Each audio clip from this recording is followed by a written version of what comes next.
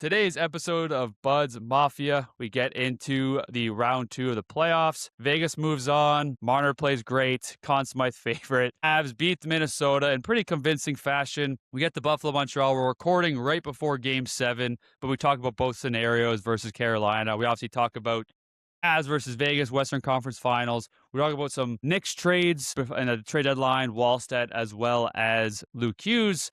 Talk about some mock drafts, and then we get into some Leafs talk. Head coaching, Craig Berube is out. Talk about some offseason goals for Toronto, and then we get into the PGA Championship, our golf draft for the Byron Nelson, as well as our betting segments. Comment, like, subscribe. Let's get into episode 69. Tavares coming out, sends it in a goal. They score! They score! Holy MacKinnon, they score! Morgan Riley! Mo Riley! The Leafs have won it! They're going to the second round! Gonna run for it, he got it! And there he goes! Inside the 10, the 5! Oh, the play of the year in the NFL!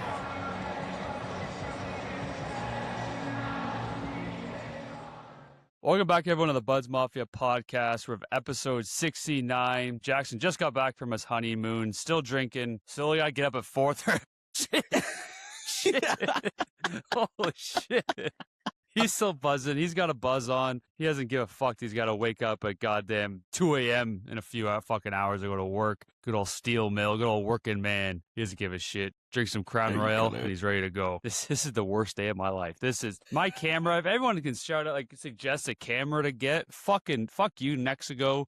These fucking cameras. I don't know. The quality is great, but I'll itch my balls and the camera will cut out. It's crazy. I won't do fucking anything. It's crazy. It keeps cutting out. So I don't want to move. I'm not gonna move. You're moving a lot. Moving. Anyway. All right. Yep. But yeah, Jackson, how was the honeymoon? I mean, I've been on all-inclusive resorts before. You're talking earlier that, you almost feel like you have to get up early because even if you're drunk and, hungover, you can't sleep until 11. You're wasting the trip and all the all-inclusive You have shit. to. Taylor didn't, it was hot as shit. It was today it's 37 in Ontario every single day. Even when it said forecasted rain, it barely rained. It was awesome. It was an awesome spot. But yeah, I got up at 6:45 every day, went down. I'd get put our towels on some chairs under umbrellas, and then I'd go and get a coffee and stuff. And then I basically just sit by the beach, by the pool, and drink my coffee and stuff. And then when Taylor got up, we'd go and get breakfast at the buffet. And then, yeah, it was just, dude, let me tell you, they made a fortune off me of just clips they can put on their Instagram and stuff because I was on every game. I played water polo basically every single day. They had a football keep away. I dominated. Yeah. They had shot tailoring people. Dude, I dominated. There was this one guy, his name was Ruben, but I'll send you the video. The video is not super flattering of me, but they had this obstacle course in the pool, and it's just a giant inflatable thing, and they let all the kids go first, and I had a few margaritas in. And I met a bunch of people, and this one kid, his name's Grant. Shout out Grant from Missouri. He was 11 years old, and all the kids went, and the kids crushed it because they weren't shaking this thing or anything. And Grant was like, "Don't worry, Jackson, you got it, you'll do it fine." And then the adults started going, dude, splash water all over it, shake the shit out of it. I'll send you the video now so you can get a live reaction. But yeah, it was awesome. It was a lot of fun. Shout out to everyone who came to the wedding again, and yeah, it was I don't know. Taylor and I had a great time. That's good. Perfect for what we wanted to do. Kind of Taylor could sit and read her book. I would go off and do all these. I played water polo. You go read your book. I played volleyball. Yeah, I read my book, which was how to play water polo. Dude, I was unbelievable in net. Yeah, it was a lot of fun. So I'm pumped to be back though. There's a certain amount of time you're away from home. I miss my dog. I don't know. I can't wait to get. Pick up Millie tomorrow. You pick up Millie tomorrow. Yeah, so, nice. Yeah, nice. I'm pumped for it. Very nice. Yeah, man. The other day we kept because I had a bunch of the guys over. Kept talking about how Chris left your wedding early to go to the Dickens. It wasn't actually early, but it was definitely before a lot of other people. I didn't completely forgot about a draft or dump. One thing I'll quickly say is me and Kaylin watched the NLL championship last night. The Toronto Rock first championship in 15 years, got their dub, and I watched the game. Years. And by the way, I forgot how awesome lacrosse is. It's pretty sick. There's a stopwatch, shot clock. Action's constantly going on. And guy, I used to play minor hockey with growing up, Sam English. He was like, I saw him like, oh, I know that guy, Kalen. Like I play with him in minor hockey. Then he won finals MVP. I was like, oh, that's pretty cool. Shout out Sam English. All right. I got a mean, I real don't know if you quick have anything. dump. I guess you're just drafted. You're dumping. I thought you're for sure going to be drafted something. All right, what are you dumping? Well, I mean, I'm drafting my honeymoon, but I'm dumping airports, dude. I'm like the Mexican airport or like the Cancun airport was actually pretty good. The only thing that kind of sucked is when we landed, it took a while for like the baggage carousel to go. Today we land on the plane. The plane lands and some guy, Taylor and I were in like row 14, which basically like middle of the plane. Dude, this guy from like row 38 in seat F, basically it's the seat beside the shitters at the back of the plane. Plane lands, buckle unclip, speeds up to the front. And is like standing beside me and then is talking and complaining about how his flight got canceled yesterday and was like super upset. And then so when like it was Taylor and I's turn to like get out of the plane or like leave, I like went to go grab our overhead luggage and he kind of hit me. So I put my shoulder down into him a little bit. And then he like looked at me and I was like, no, it's fine. Go ahead. And I gave him the business a little bit. And then sure enough, Taylor and I get out of the way. This guy fucking didn't wait for his wife. So he got off the plane and then had to wait at the terminal for his wife to get off the plane. I was like, if you just fucking waited like a regular person, you would have been off in time. Let alone you now have to go and wait for your baggage. So it's not like you're getting off the plane and then you're standing and waiting. So like people like that are so dumb. Unless you have a connecting flight, but usually they announce it if you have a connecting flight and they'll let the people through. If you have no reason to get off the fucking plane, I don't get it. Yeah, I don't get it. You have no fucking reason. That's stupid. I hate that too. All right. We kind of want to get going here just because we're an hour away from Game 7. Right before recording, me and Jax were talking. I had a beer league game tonight. We were going to forfeit. We had a vote. We were going to forfeit, but then we were okay. A lot of guys don't care or not care too much, and they'd pay a lot of money for beer league. So we're going to play. I kept texting Jackson back and forth. Okay, we're going to play, so maybe we'll record on Tuesday. And then the other team forfeited. So then we got the dub either way, which is awesome. But yeah, not much today. There'll be some Leafs talk. I just posted a video today of my perfect Leafs offseason, so go check that out. Again, it's my perfect Leafs offseason, so it could be a little bit unrealistic. You know, it could be some coaching hire, some trades, some signings. This offseason, you never know. You'll think a guy going to the offseason as a free agent who you think should make like $2 million, and a team will come out of nowhere like a Utah or Seattle, and they'll sign for like $5 million. And like, oh shit! Like I have the Leafs. I really want that Michael McCarron guy. I really liked him on Minnesota, 4th line center. I mean, he's never made more than $1 million. So I said a 2-year, $2.5 million a year is a big pay raise. But I can just see a team swooping in and pay fucking $4 million. Yeah. Like, you know what I mean? But if you're looking at valuation, it's not like he's a fucking stud. But yeah, first thing I want to talk about is obviously with the draft kind of being all set out, at least for the first 15 picks. Some of these mock drafts are kind of hilarious. And I posted a video on our YouTube channel 2 weeks ago. So go check it out, our mock draft, or my mock draft. And you can say it's okay. Our mock draft, yeah. I helped. And again, we're no scouts, but I think I have a good idea the team needs and maybe that the prospects are on the rise and everything. Like the Athletic, some of these, it was again either McKenna or Stenberg number 1. And if it wasn't those guys going 1, then the other person would fall to like 4, right? Like it was like San Jose. Most scouts have them picking a defenseman. They need a defenseman. One guy, I can't remember his fucking name. He had Albert Smits going number 2. I don't know if you even know who that fucking is. Sounds like a fucking physicist from the 1960s. So he is really good. I have him going 7 to Seattle, but he is a Latvian defenseman. He was a captain of the World Junior team. He went to the Olympics. He is a stud. Like he's an 18-year-old big. Yeah, we've probably talked about him before. Yes, we have. And he's definitely NHL ready. Like he is physical. He's mean. He played the Olympics, was great, but I don't know, 2nd overall. I mean, it's a high praise. I think I have Chase Reed from the Sioux Greyhounds going 2nd, number 2, and then. I don't know. Like we've talked about Jack a lot in Vancouver. Like Vancouver, you're just best player available. You're best player. You don't need to build up. You're best player available. And a lot of like scouts and media, they're having Caleb Malhotra going number 3. I mean, the Malhotra try. He's the best center in the draft, and centers are more valuable. But I mean, if McKenna goes 1, which I think it's 80% he goes number 1, then a defenseman goes number 2, whether it's Chase Reed, Carroll's, Verhoff, or Albert Smits. Apparently, I can't see Vancouver, a team who's known for drafting Swedes in their history, passing up on Ivar Stenberg. I can't really see that happening. I understand centers are very valuable, but he's the most NHL ready prospect. He's more NHL ready than McKenna. because I want MacKinnon for his potential and what his ceiling can be. And that's what we talked about last Yeah. time. So. But yeah, that's interesting. And then a lot of trades, specifically around Minnesota, came out recently. I don't know if you saw these trades that were nixed or at least denied. Nah, you didn't see dick all. You had sipping Mai Tais and margaritas. Marina's playing water polo, dog. I didn't care about Wallstead and Yurov for Robert Thomas. Are you kidding?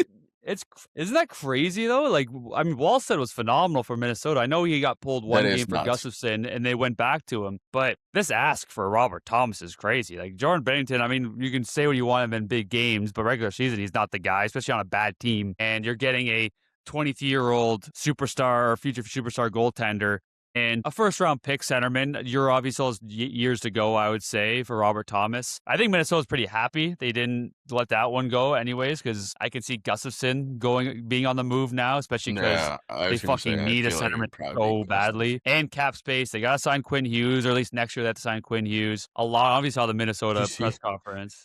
They're all saying about, like, hopefully they make money, or they can sign for extra money because Kaprizov makes like $17 million. So, like, yeah, we're going to have to steal some money from Carle. Did you see the meme of Hughes sitting in the locker room after they lost and they were out? No. And it said, I heard Quinn Hughes wants the puck that got them eliminated.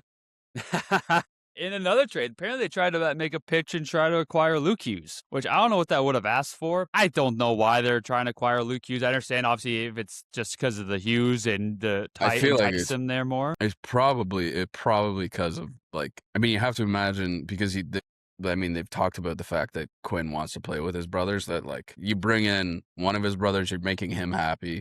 Plus, obviously, that team is going to be, I mean, that team is already decently loaded, considering the talent they have on offense, that you bring him in, you know?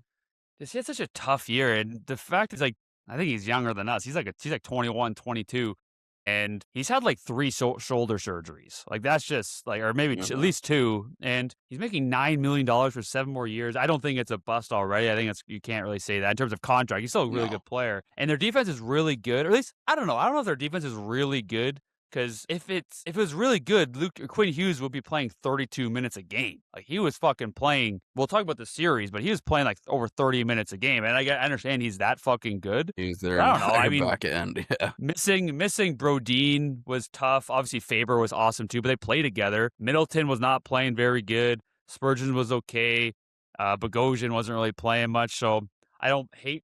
I mean, maybe I'm backtracking. The move for Luke Hughes could have been beneficial. The second pairing puck-moving defenseman, because Quinn Hughes and Faber play together. But I don't know. I don't know what the pitch would be like. I don't think it would take a lot for New Jersey to move off him, and if it's a enticing trade and the salary. But I don't know. We'll see. I can definitely see Quinn Hughes signing like a 3-year short-term deal with Minnesota, because then that ties into because that ties into Jack Hughes. Has 3 more years left, and then they can basically decide wherever the fuck they want to go. But if it's 3 years, Hughes still would make like $14 million. Like, it's not like it's a full-on bridge deal, like 3 years, $8 million. Like, no, he's still going to make the bag. Yeah. All right. Well, we can talk about the Western Conference because we haven't figured out Buffalo Montreal. We'll talk about Buffalo Montreal and then Game 7. Obviously, by the time this comes out, Game 7 will already be done. But we know with Colorado, Minnesota, it's just too good. Like, I don't know if you watched Game 4. You definitely didn't watch Game 5 because it was the other day. They're too good. And if Colorado can stay healthy for the Western Conference Finals, because Makar hasn't really been his best in terms of production. He has like 5 points in 9 games. But MacKinnon's insane. Natchez is ridiculous. Their depth is awesome. And then Minnesota not having Eriksson Ek when their center depth is already not good. Like, your number 1 center is Ryan Hartman. Like, that's just not going to do it. And then Jonas Brodin and everything, injuries just kind of killed them. And when it was 3-0 Minnesota in Game 5, and then they came back, and that was such a huge win, because now, I mean, obviously they play Wednesday. So when this comes out, they play Wednesday. So now they almost had a week off. They're going to chill. They're going to relax. They're going to maybe skate if they need to. Makar's going to get healthy because he's been banged up. MacKinnon looks as healthy as he's ever been. That fucking tying goal, that absolute snipe, was sick. But yeah, people are calling Minnesota frauds. I'm not calling them frauds. They're just a fucking good team that had bad injuries, and they played the President's Trophy winners. An amazing team that's depth. Yeah, they're playing a team that has depth and has been the favorite basically for most of the year to win the cup. They're not frauds. Yeah, and they beat a hell of a team getting there in Dallas too. You know what I mean? They beat a hell of a team to get there. Exactly. Yeah.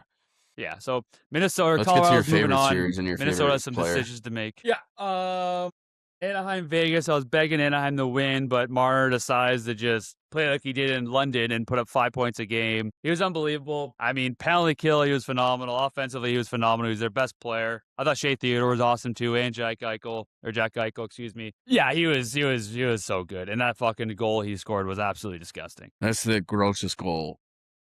Yeah, like just going right-handed, going to your left side, faking out the goalie, then just between the legs, just around the net. I do have to say I did see something that it was like, and don't get me wrong, Anaheim, very good team, but I think it was either Craig Button. I don't think it was Button. I think it was O-Dog on Overdrive set, or maybe not Overdrive. I can't remember. I'm not gonna lie. It's not. They're not Tampa. They're not Boston. They're not Florida. The teams at Toronto. Yeah, it's absurd.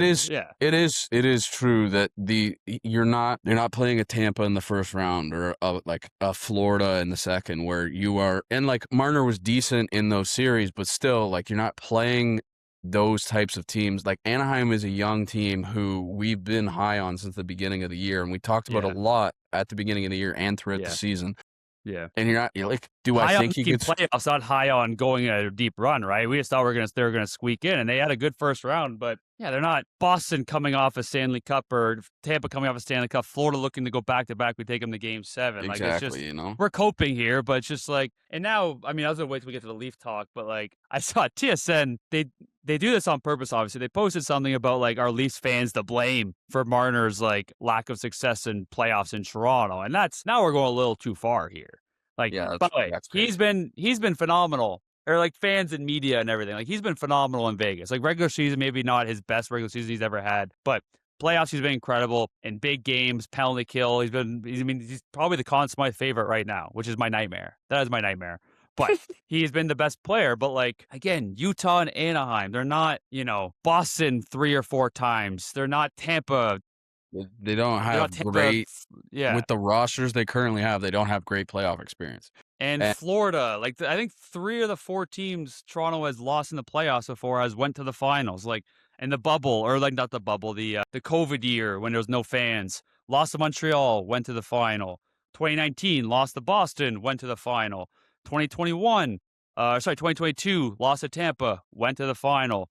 2 other times. Both times we lost to Florida, they went to the final. One time they lost in the final, the other time they won. And again, this is all coping. This is all, but it does make a difference. And again, he couldn't handle the pressure in Toronto. And but I don't know, what I always think of as pressure is a privilege. Like, I mean, he's not facing pressure in Vegas because Vegas isn't an historic organization. They've been phenomenal for a new organization, but they're not original 6 team, and there is pressure. I couldn't even imagine what it's like. But I don't want to sit here and say that's the fault. He couldn't handle the pressure in that type of city. Colorado, Vegas, that if he shines in that series, you can't say shit. Yeah, that's like, because right now I think Colorado fans and I know you're not on Twitter. I know Colorado fans, they're a little too confident in my opinion. I mean, hey, if they're fully healthy, I think, like, realistically, this should go max 6 games. But, I mean, Vegas, they just have experience. Not that Colorado doesn't, but, I mean, I still have Colorado. I have Colorado in 6 games. I think they get it done on the road because that win against Minnesota was, like, their first home series win. Like, because they always win series on the road. They never win at home, so that was big for them. But I still think they win on the road in Vegas. Mark Stone's health is in question, but Vegas against Utah, they found ways to win. And because Vegas is way more physical than Colorado, if they pound the shit out of Cale Makar and all these guys just for every single game, like, with that famous Paul Maurice clip, when it comes to Game 7, they have nothing fucking left. That's what they have to do. I love that clip. That clip it is a great clip. It is a great clip. Stop trying to make fucking plays. Pound their goddamn D so that in Game 7 they got nothing left. It's an unbelievable clip. I love that. And so, like, that's just what's going to happen, right? Again, I think Colorado, I like Colorado.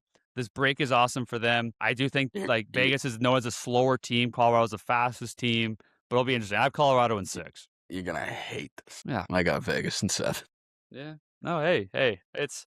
Listen, like, I don't think teams give enough credit. I think Colorado fans are way too comfy right now. I don't get it. You know what? It depends. For me, it depends on the goaltending. If Wedgwood can play the way that that I feel like everyone knows he can play, and you can get a game or 2 out of Blackwood, because at some point you're going to need to give Wedgwood a break. If you can get a game or 2 out of Blackwood, even just a game that to me, then that's fine. But like, I think Vegas knows their goaltending is not quite up to par. So Hart's been solid though. Hart's actually he's been okay. He hasn't been. He's solid, been very just medium. He's been fine. Nothing crazy. He's been good. But I think if you're just getting peppered with shots and Wedgwood is making unbelievable saves, or even just standing in there and just making the saves he needs to make, I feel like it's super hard for Vegas to win. But I do think people have underrated Vegas. And I feel there has been, we probably get a lot more of it because of the Marner trade and everything, that people like Leafs fans and just media in Toronto have been underrating that team as a whole because of the disdain towards Marner and the fact that Marner's playing well. I'm not going to lie. I'm happy for the guy that he's fucking been able to go and do this. Like, could you imagine if he went into these playoffs and played good in the first series and the second series, he was shit. And Jackson, I was praying for that. Like, I know you were. Could I imagine? I was praying. I dreamed that. I can't do that. I can't. I'm not praying. I'm not those sickos praying for injury or stuff. I want a game 7 puck on his stick. He fumbles it. Breakaway other team, they score. That's what I want. You want a game 7 puck over the glass, Marner penalty. That's what I want. That is what I want. That is what I want. I don't want like the physical stuff. That's not nice. That's too mean. I want like mental torture. That's what I want. I want them to think about that. Yeah. But yeah, I think if for Colorado, they were only playing like 4D in Game 5 against Minnesota. If they get like Malinsky back, if they get MacKinnon back, if Nichushkin can pick up his game because he's a big-bodied, physical guy who was huge in their first cup run, I do like Colorado in 6, but I do think it's closer than a lot of Avs fans think. Yeah, I mean, really talk about much about Anaheim. I mean, great season for them. Lacombe really slowed down after that first series. He just was playing too much. He made some massive gaffes and wasn't his best. Hearing that, I don't know if you heard about. Did you hear about Cutter Gauthier? Mm-mm. He played with like a fracture in his L1 and L2 vertebrae or something. Well, that's not smart. Again, we talked about it before. I can't tell. Like, there's no way that's possible.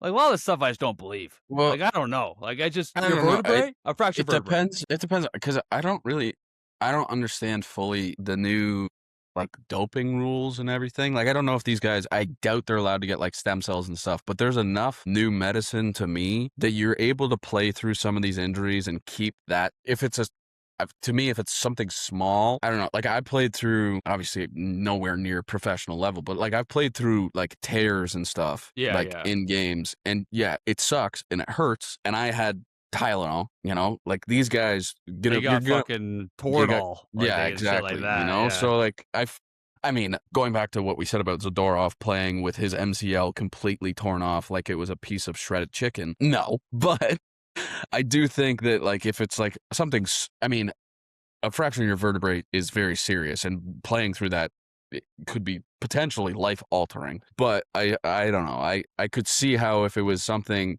They obviously probably play it up to the media too, and like that helps for the like news coverage and stuff. Be like, oh well, the reason we lost because Cutter Gauthier had his vertebrae snapped in half. Yeah. I mean, that's the West. We'll see. I'm very excited for this. I think it starts on Wednesday, so the day this drops. Yeah, like we're recording 30 minutes from Game 7. We'll talk briefly Buffalo, Montreal. Just a great series. I'm so pumped for Game 7. I think you're rooting for Buffalo a lot more than I am. I'm definitely rooting for Buffalo, but it's kind of a win-win, at least for Canada. I do like guys on Montreal. Debenov finally scores. Caufield finally scores. When they scored, I thought it was fucking over for Buffalo. Like, I was like, oh, fuck. But then massive comeback in Game 6, and now it's Game 7 Buffalo. Seven unanswered goals. At the resort, there was guys there. They're from like around here. Like I think one was from Milton, then Caledonia and Guelph, and the one guy was a huge Habs fan. And so before Game 5, I was like, "Oh, are you worried?" And he's like, "No." And they had a little sports bar in the resort, so if you wanted to go and watch it, you could go watch it. That's sick. You just had to tell them, and they would literally just open the sports bar up for you. So Game 5 happens. I see him the next day at the pool. And he goes, I told you I wasn't worried. And then Game 6, and Taylor and I are walking through the pool, and we obviously people who we had talked to throughout the week were like congratulating us for being married, and the guys were making jokes about oh, she still wants to be with you. You're 5 days in and she still wants to be with you. And I looked at the one guy and I said, don't say too many things. Karma's going to come get you tonight and those Habs aren't going to look too good. And I checked the score. And I came back out the next day to the pool and I looked at him and I go, 7 unanswered stuff. It's brutal, and dude, neither of these teams can fucking take advantage of home ice. I think it's 4-2. God, man. 2-4, whatever the fuck the record is for the home teams. So apparently Buffalo, I think they stayed in a hotel last night to get the feel of being on the road. And apparently they tried to get permission from the league to wear their old school goat head jerseys. I don't know if they will though. I don't know. I sadly do have the Habs winning though. I'm just gonna go with how the series has been. They played a game 7 recently. The way teams have figured it out. I do think it's gonna be it's hard. You rarely see like high scoring game 7s. It's usually so tight. Guys are nervous. It's usually like a 2-1 game like the Montreal last. They had 9 fucking shots and they won. Yeah. Right. So I don't know. I can see it being a 2-1 game, but both series have such good offense. Dahlin has been a machine. 5 and their points last goaltending game. has been like Buffalo needs to figure out their goaltending. It's Uka. Uka's in. Uka-Pekka. Luka. He's in the net. But yeah, I don't know. I do have Montreal, but I am cheering for Buffalo, and I'm excited for that game. If Ukko-Pekka Luukkonen lets in more than 4 goals tonight, he is going to be at the same rehab as Puka Nacua.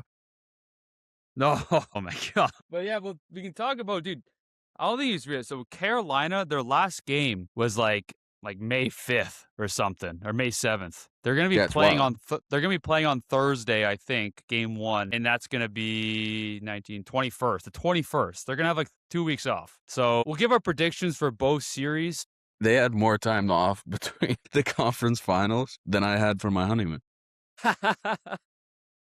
Apparently, because they're in Carolina, right? Apparently, they just golfed. They just golfed like every day, and then just Brind'Amour gave them like a day or 2 off, and then they just chilled. It's gonna be tough. I know Brind'Amour's a great coach. I'm sure he's keeping them in shape and just like keeping them in the game mindset. They're gonna get healthy. So we'll talk about Carolina. We'll do Carolina, Montreal first. I think we've said Montreal, Buffalo are very similar. High offense, young team, goalie. I mean, Buffalo's goalie situation is a bit more shaky than Montreal, but Domas just had his moments. Very fiery goalie. Carolina, Montreal. I mean, if it's Carolina, I think I have Carolina in 6 against Montreal. I have Carolina in either of these. I think Montreal's been through now going on 2 absolute wars. Going to game 7. Yeah. In Buffalo, yes, young, good. I think they're hitting their stride and they're going to continue to be good. Like, I don't think this is kind of a one-off thing. No, yeah. But I feel like Carolina has been there too much recently to not get past this hump. The time off is tough. The time off of not playing actual game speed is tough. And like you have 2 teams who have been kind of through the ringer and are game ready. Yeah. Like I think Buffalo matches up with them a bit better because I think Buffalo, they can skate and they can play physical. And Montreal can do that as well. It's more as Anderson, where I think Buffalo is more rounded out a bit more of everyone that can skate and hit. Like Benson has been Buffalo's one of the best players. He's a sneaky rat, or not, I shouldn't say sneaky rat anymore. He is a rat, and kind of play that Florida Panthers style. So I think Buffalo maybe matches a bit better against Carolina. But if it's Carolina, Montreal, Carolina, Buffalo, I have the same thing. I have Carolina in 6. I have the same. If you have anything else, I want to get this. I mean, a lot of Leaf updates I want to get to before we wrap things up here. I mean, kind of the biggest thing we kind of even mentioned right off the hop, Berube, done. Again, another news we get on a fucking Tuesday, so we have to wait all week till we can talk about it. But I was very shocked. Not that I don't agree with it. I do think it's the right move. As much as I love Berube, he's a Stanley Cup winning coach. I didn't like his style of play. I don't think it suited well for Matthews. I mean, Matthews is an elite 2-way center, but some stats we brought up mid-season about his quality of opponents being equal to like a Jacob Slavin. His matchups weren't the best. You weren't putting him in the best situations. Do I think Matthews looked like himself just in general? No, but I also don't think he was put in the right situations either. So great coach. I don't think he tried to fit the mold. I mean, again, we had our best season, one of the best seasons ever as a franchise, at least the past 10, 20 years last year. But yeah, I was reading the cost of one player. So I don't know. I think it was the right move. I think it's smart. They want to move something about that as well. It's like, even though last season was good, it ran its course. Like you can come off of a great season and it might only be 2 years or something, but it can run its course pretty quick. And I think you're going to bring players in and you're going to draft players like a McKenna or a Stenberg who are young and they maybe don't need that type of coaching per se. I don't know. I was surprised, but I also wasn't. Yeah, and some of the candidates, I mean, I'll talk about my favorite candidate. I talked about it in my YouTube video today, but obviously Bruce Cassidy, the old Vegas coach, who I think he wants to go to Edmonton, but Vegas is kind of cock blocking him right now. I don't know if you heard about all that news and everything. No. Well, because technically, same thing with Berube, because he's still under contract for this year. Because when you fire a coach, you're still paying him till he gets hired again, right? Because Berube still has 2 years left. So he was granted permission to speak with Edmonton. Cassidy was obviously fired and replaced with Torts. So Edmonton division rival asked to speak with Cassidy, and Vegas said basically they didn't say no. They're just taking their time saying yes. There's a lot of stuff coming out about Edmonton and the Knobloch firing and everything like that too. Well, it's, to be honest, the Vegas thing, it's petty, but I get it. But it's also, again, like they gotta know what to do with their guy. And I mean, Edmonton they still fired Knobloch, so I don't think that really affected their decision. But apparently Bruce Cassidy wants to go to Edmonton. That's his number one choice. I'm sure Toronto will still reach out, but I do think his priority is Edmonton. Manny Malhotra is another option. He was a great defensive center with Vancouver back in the day. Jay Woodcroft, Edmonton's former coach, who was their coach during kind of their first stint as they're getting better, when they went to the conference finals against Colorado and everything. Jay Leach, Jeff Halpern, but number one guy who I think they just spoke to the other day is David Carle. This is the Denver coach. He's won 3 national titles in like 4 years. He's been sought off almost like most of the teams in the whole NHL. He's the number one guy everyone wants. I want him very badly. I understand. And he has his reasoning for not coming over yet. I think he was offered by Chicago last year. And not only a lot of money, which I don't blame him, it's just he has the perfect situation in Denver. He has full control over recruiting, everything, and his family's there, and he makes good money. He's like, if nothing blows me away, why would I move? It's the same thing with Deion, or like what Deion Sanders said, and some of the people who decline NFL coaching jobs. It's like have the perfect situation. And this is changing now with NIL, but like that guy is getting paid millions to show up. You're not going to change much unless you're like an Andy Reid or like a Belichick and there's coaches in the NFL who are sought after by players who want to be coached by that person, but it is a certain type of player. And I don't think you're seeing it as much with the amount of money that's being thrown around in any type of major sports league. Yeah, and look at the way that NIL, I feel like NIL is going to change the shape of college hockey as well. Well, for sure, it already has. And again, the amount of turnover we're seeing in the NHL and coaches is insane. Like if you hire a new coach and he has a bad year, he might be down to year 1. Yeah, right. Exactly. So it's like Craig Berube was known as the best coach in the league, done after 2 years. Right. So it's a big risk, no matter what he's going to get paid. Craig Berube, I think, signed for 4x4, which is a lot for a coach. I think David Carle would need to be 5x5, which is a lot for a coach. And he wants roster construction. He wants to have a big voice in that. Because again, why would he move out unless that's and again, as much as people want to shit on and carve the Leafs, it is one of the most sought out organizations for an opportunity in the whole NHL, right? In terms of GM, coaching, all that shit, right? So I think they talked to him, and I think Ellie Friedman said they're expected to have another chat, which is good. And his style of play, for people who don't know, it's very Carolina-like. It's also very detail-oriented. He's not hard on his players, but it's a very fast-paced, high-tempo system, just like Carolina. They're in your face all the time. They don't make mistakes, and it's just constant tempo. And I think that's what's missed from the Leafs. We don't need that dump and chase hockey. We want to control the puck. We want to make plays, and we want to and you can make plays, but also fucking pound their D and also do that. It's constant pressure and high tempo, and hopefully we can bring him in. I also don't hate Jay Woodcroft. He was great in Edmonton. Just they needed a change. I don't hate. A lot of Leaf fans want an offensive-minded coach. I don't hate that. I don't hate keeping a defensive-minded coach. I just don't want a hardo. I don't want a guy who wants dump and chase, even if it's a fucking 2-on-1. You know what I mean? I want a defensive. I don't mind a defensive structure, key details like that. But if it's heavy, you have to hit every shift. You have to we don't have the players for that. I'm not saying we can't get players for that. Matthew Knies can play that, but I want more puck control. I want high tempo. And that's kind of what my thoughts are. I agree. Last 2 notes on the Leafs before we get to our golf and PGA Championship and everything. Apparently the Leafs are in on Vincent Trocheck. Not sure how I feel about that. I mean, he was the Olympic center for USA.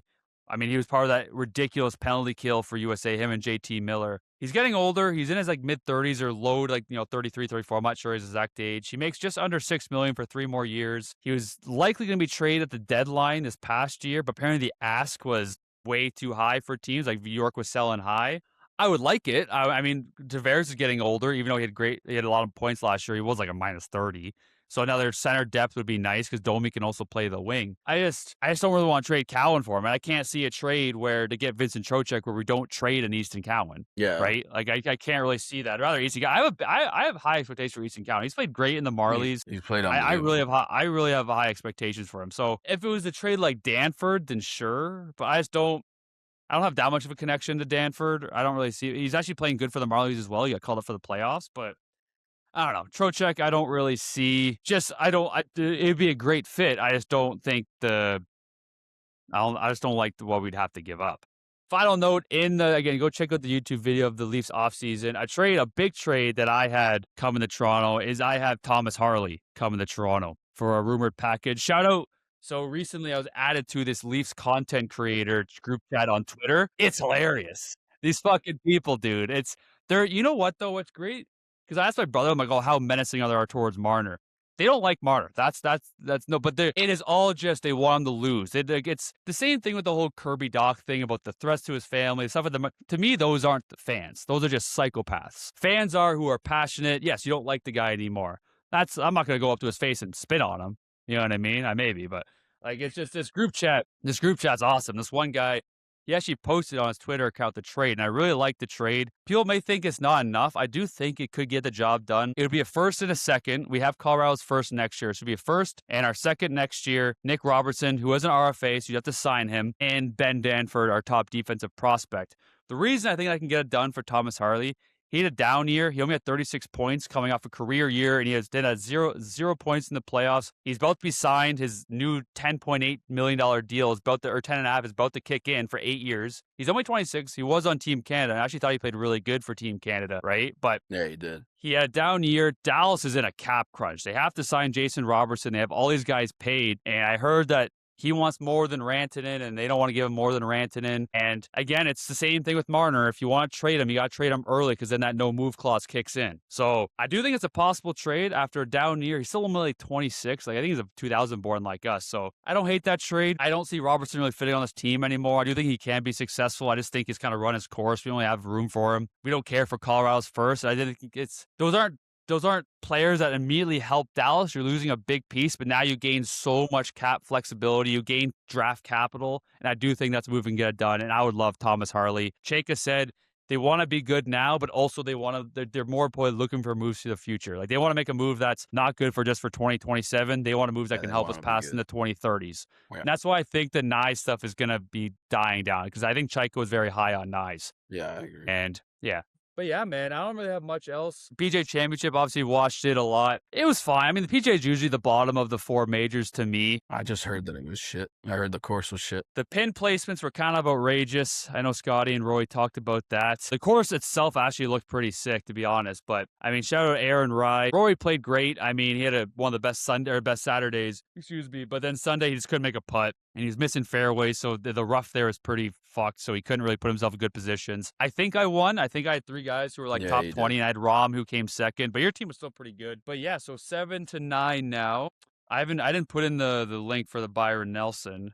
You picked Rory first. also said, no, I picked first for the PGA. Did you? Pretty sure I did. Well, I took Rory, so. Yeah, but I couldn't have picked Rory anyways. Wow. So I picked him for the Masters. So I think it is you. First. Yeah. I'll take Cam Davis. Also, Cam Smith played great, too. He was like top 5. Yeah, I can't fucking stand him.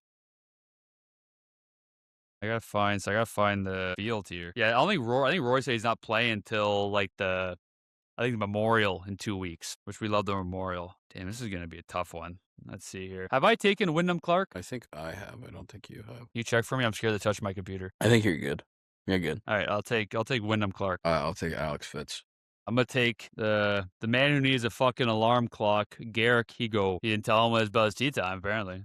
I'm just kidding. I don't know. Did you hear about that? I know we're running late here, but like, how ridiculous is that? It's ridiculous. The spin zone he tried to say was like, I was on time. Like, no.